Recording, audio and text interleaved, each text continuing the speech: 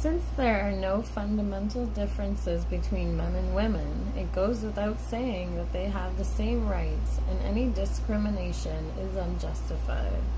In addition, men need women just as much as women need men. Whenever their rights are trampled, women should demand their rights, and men should support their struggle.